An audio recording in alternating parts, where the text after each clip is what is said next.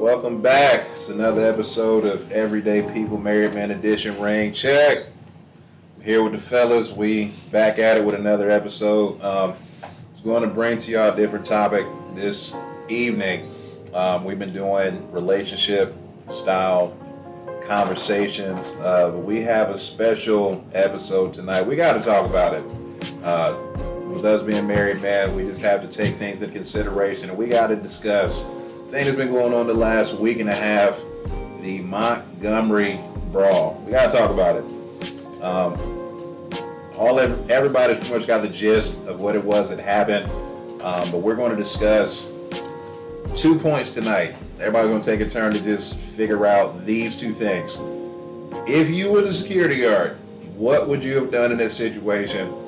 Second thing, if you were witnessing this, what would you have done? So everybody's got the gist of it. Security guard asked the folks to leave, move their boat. They didn't want to move the boat. Hands were thrown. Melee, brawl ensued.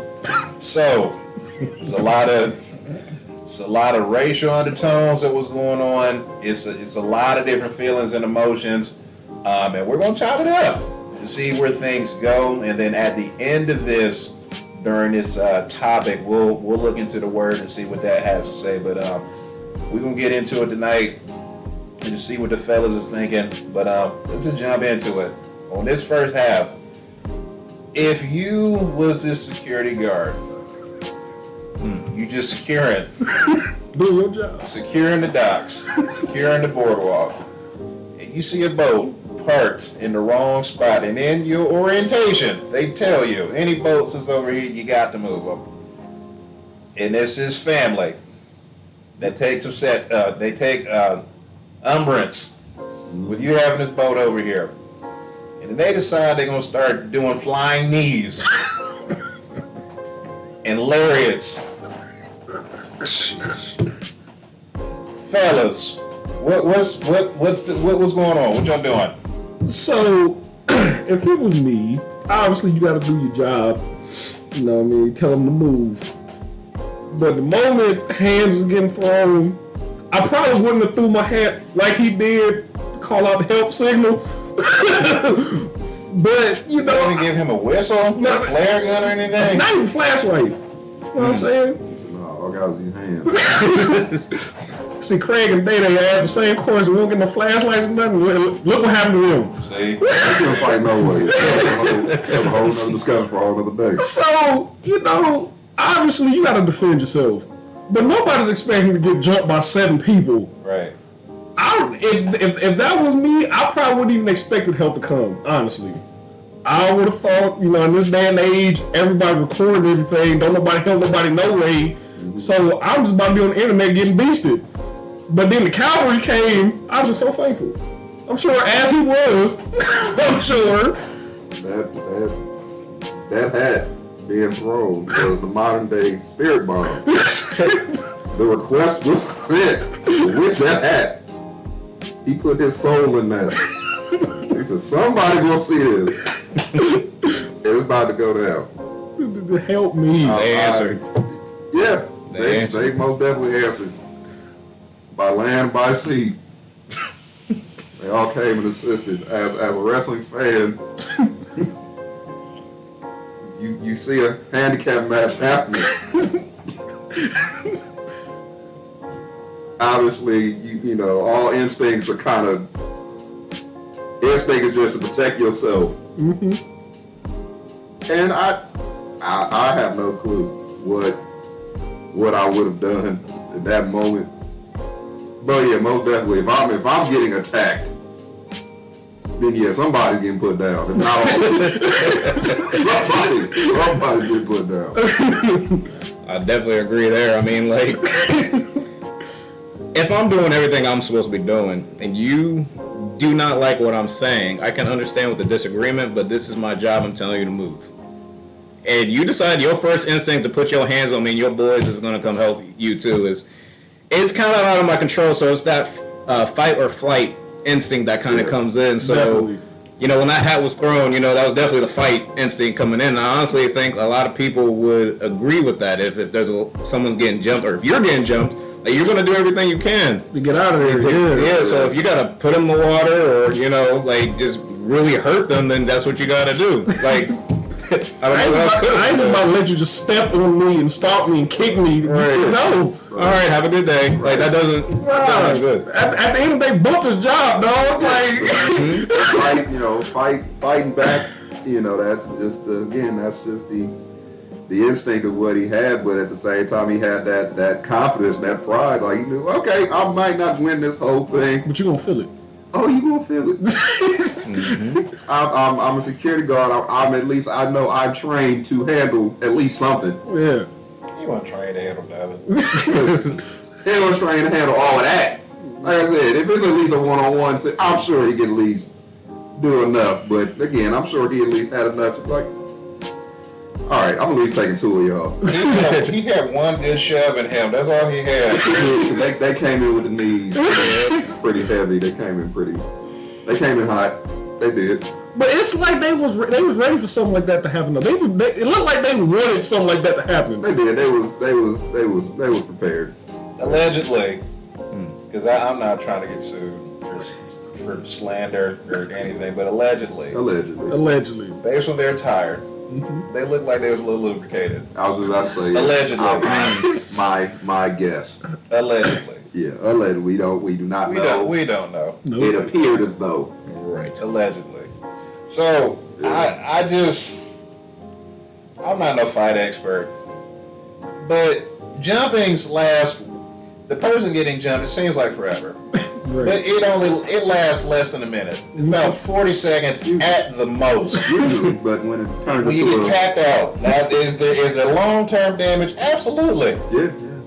In that situation, I think probably the safest thing in that situation, after now looking at it in hindsight, after that first knee, I think maybe the best thing for him to have done.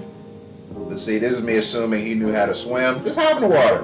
Just go hop over there. Get out of there, because he just wasn't winning that situation. No. I don't know if he had sugar, diabetes, high blood pressure, whatever the case was, his grandfather. You just was. Who in their right mind just gets hit with a knee when you just trying to have a conversation with somebody? Right. So I really don't know what the right answer was. He probably did the I ain't no punk response. Yeah. Knowing that he was about to take a big fat L. Him throwing up the hat, that saved his life. It definitely did. That saved his life, because he would end up losing it down there on them docks. Oh yeah. Could have ultimately lost his life. Absolutely. Could have. Most definitely. I really don't know what the right answer is in that moment. I mean, you get hit with a knee. The pride, the disrespect, the adrenaline kicks in. And you're like, I don't care how many of it is. You, like you said, you gonna have to feel something. Yeah. In a self-defense moment, do whatever you can to get out of there. Yeah. So then, second half. Let's just say you on this dock, this boardwalk, this pier, whatever it is, you just minding your own business, and you see, we're gonna call it like it is. We are black men. You see an older black man getting jumped from white folks. What are you doing?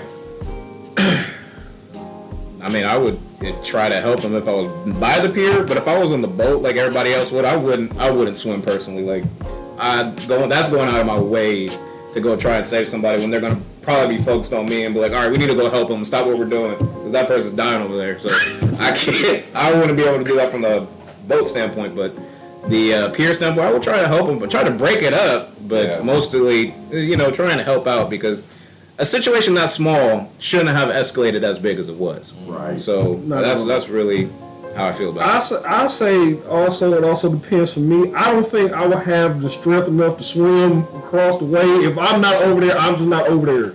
Yeah. Mm-hmm. But even if I was on the pier, I'm kind of gonna break it down in a couple different ways. Like, if it wasn't a white and black thing, I probably wouldn't have got involved in it. If it was a white and black thing, probably would have, like he's saying, probably break it up or something like that. Yeah. If it was somebody I knew, no, you get swung on. I'm sorry. It all comes to if you see it, you gotta analyze it. Yeah. You gotta Because you don't know what you're walking into. That's very true. No, you don't. You don't know what you're walking into. Know. But I do commend my man from swimming across the way to go help him. He swam, pulled himself up on the dock, And was ready to go. and then laid hands on folks with his clothes on. No trunks, with his clothes on soaking wet, and was able to contribute. He wasn't winded. He went in there and He was trained. He probably broke his phone. His phone probably in his pocket. Wallet probably all messed up. He did not care. He got up, took them boots off, was like, let's go. So he had proper training. He had proper training. This is, I don't know. I really don't know. I'd have definitely, again, analyzing the situation, seeing how it was playing out. Because as much as I would have seen that, I would have wanted to help. Again, we have to always think about what's at risk. Yeah, you got a family to go home to. That's my thing. Somebody could have had a gun, knife, something. You wouldn't have known. I would have known. So that's my thing. Like, I got a family to make sure. I got 2 girls. I got to make sure for sure. Obviously 3 because my wife, but I got 2 young little girls that need me there. Yeah. So what sense would that have made when you would have hearing about that? Dad ain't come home because somebody else is fighting and he just, he trying to help out. Well, none of his business. What was he doing? Okay, yes, it's fine. It was a sacrifice, if you will, a selfless act. But again, But at what cost? At what cost? At what cost? And I think that's the rock and the hard place you get put in, because you have the instance. Okay, I'm seeing this stuff happen. Yeah. Just thinking how you're thinking. I have a family to go home to. I want to get involved. Then you got that plan in your head. What if it was you getting jumped like that? You would want somebody to help you. Exactly. So then you go out your way to go help that person. Then something end up happening to you anyway. So that's the again, and there's more other people that have that dilemma that's further along than I am in that regard. You got police officers, you got soldiers that's got the same thing, and they're out there literally risking their life Every day. that kind of thing. And again, their whole mindset: I need to be able to get home. Yes. Yeah. I gotta do what it takes to go home. Whatever I need to do to get home. So if I got to kill whoever I got to kill to make it back home, I got to do that.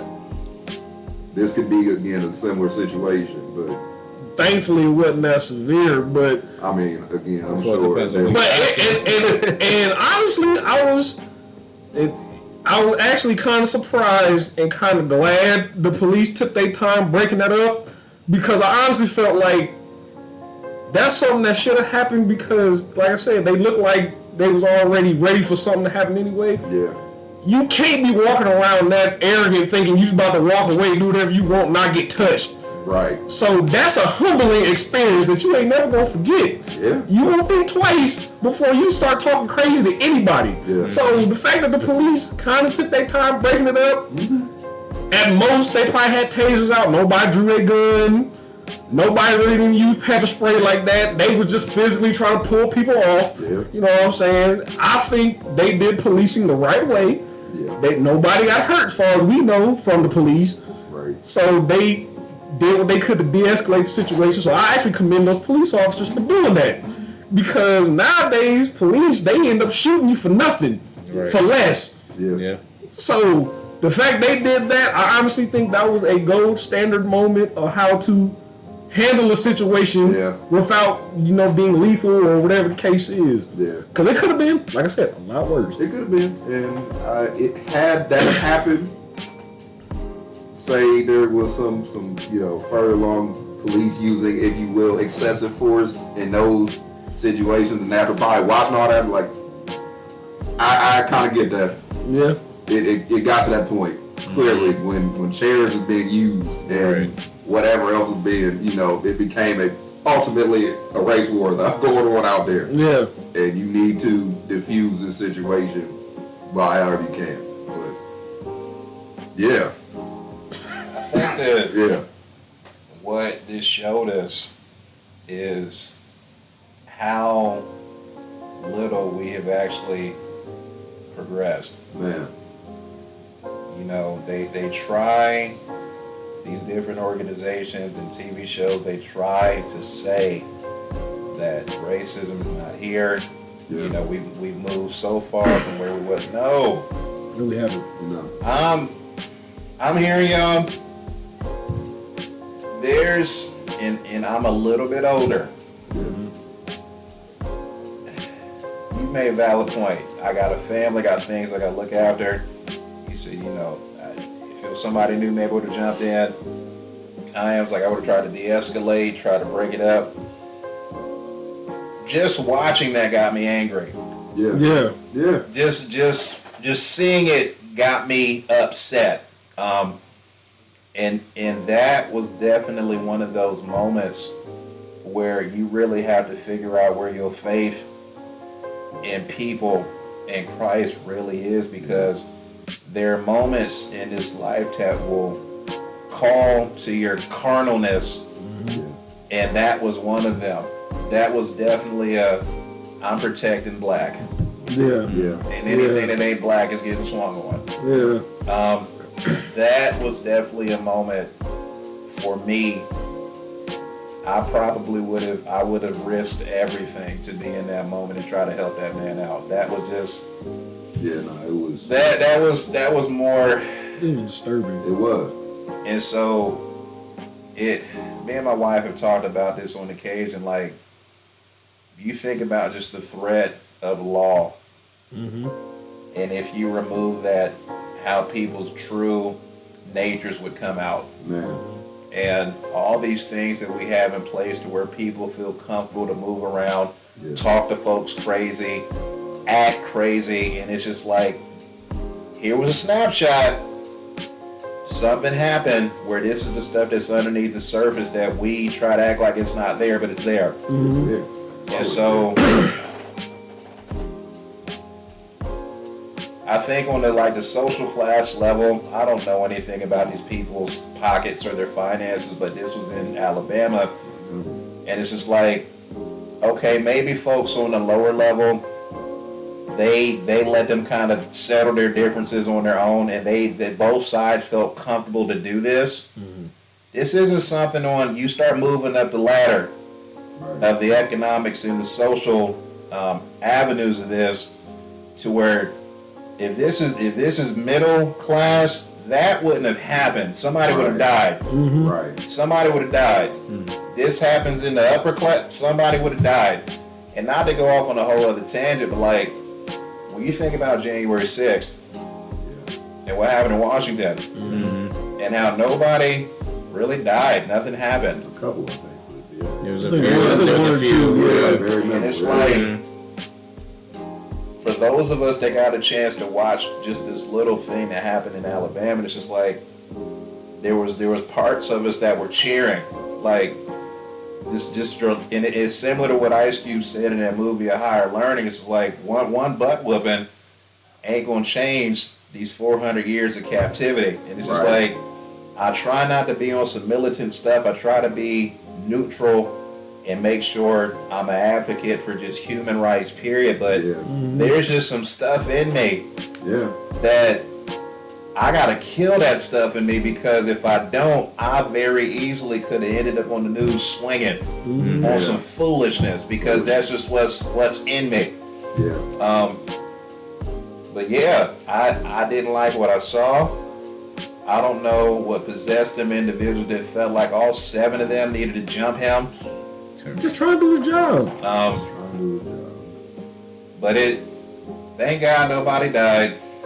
Folks got a little bruised up or whatever the case was, but I'm thankful that that story definitely could have turned into something completely different, and it didn't. But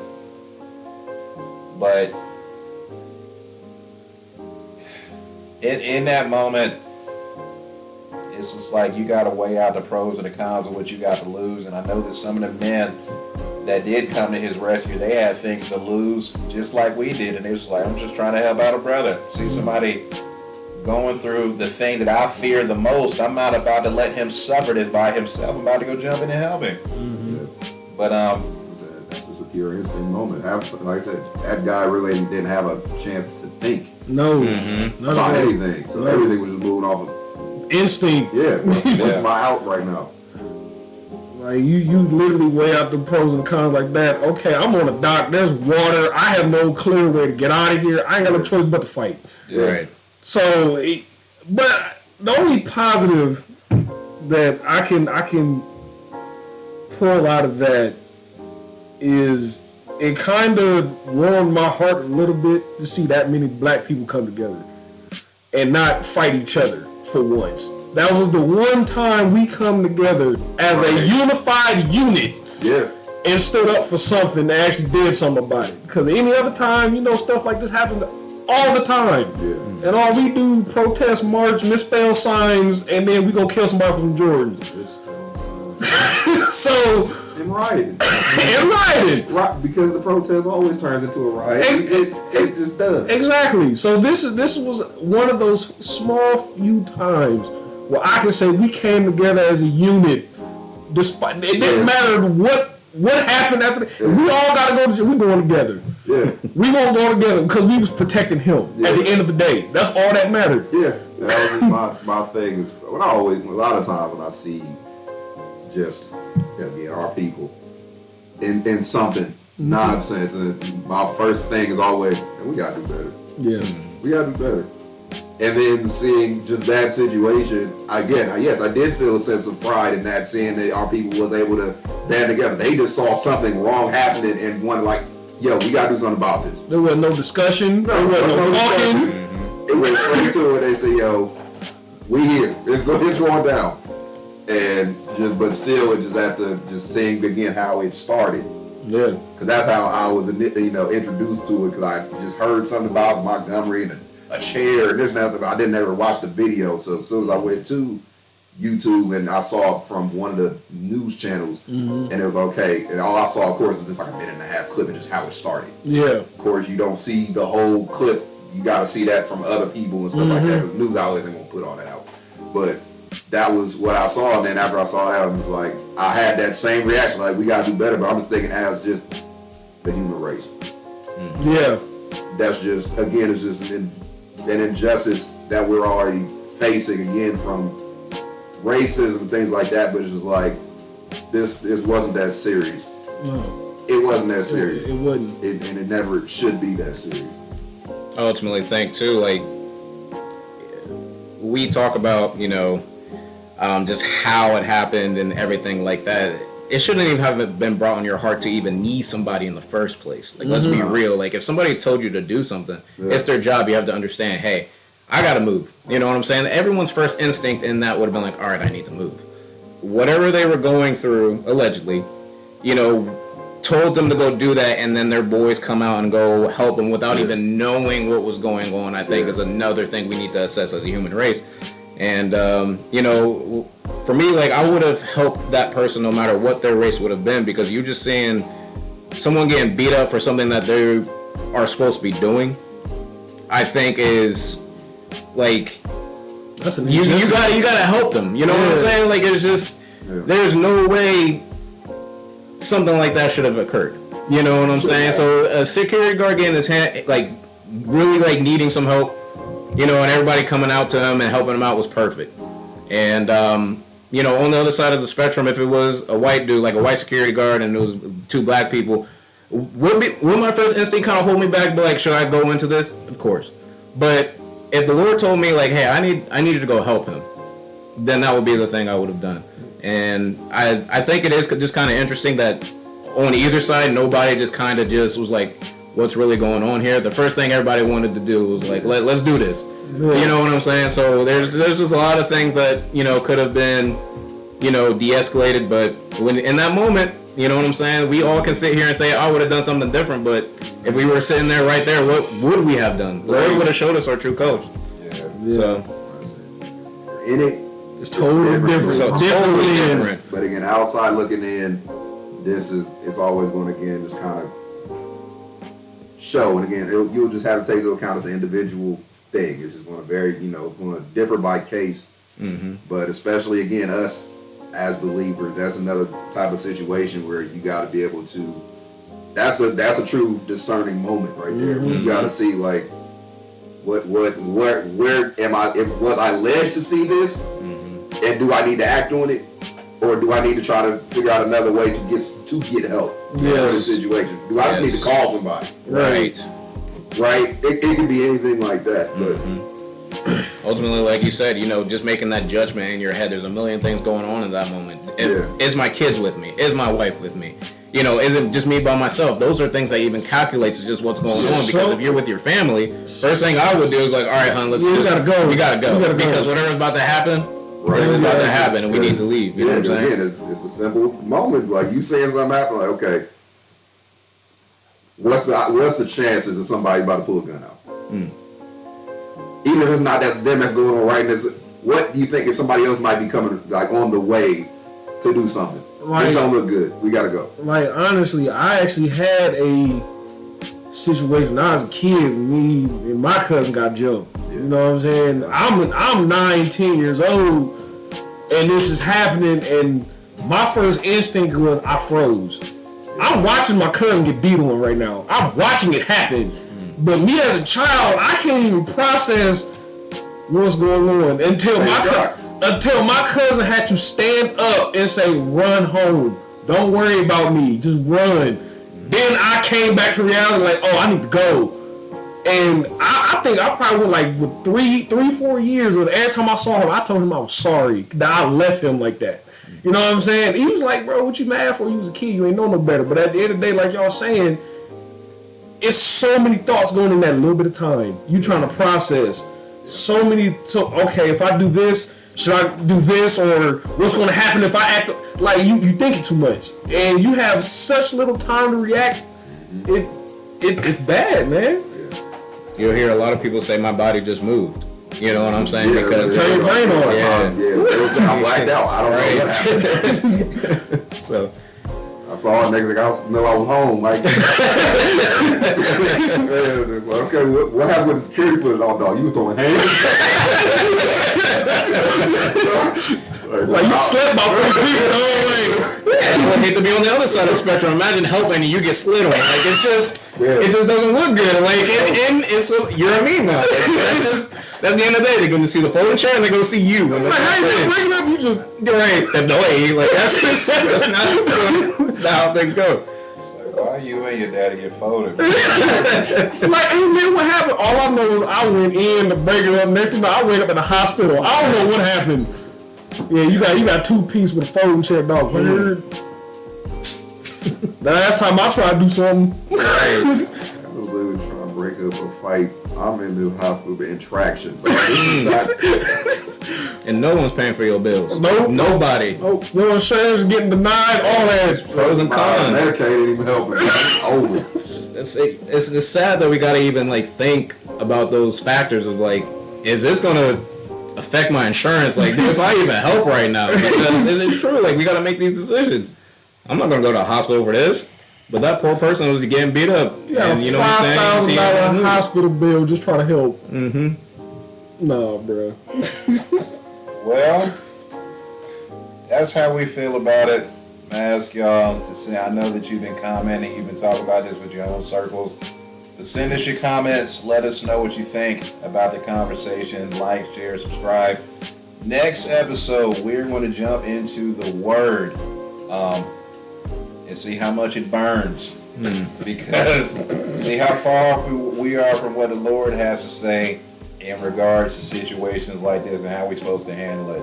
But I thank y'all for taking a peek and hearing what us 4 married men have to say, just and diving into our thoughts and our minds on how we would have handled it. But until next time, we'll get back with y'all next week. Take care. See y'all next time.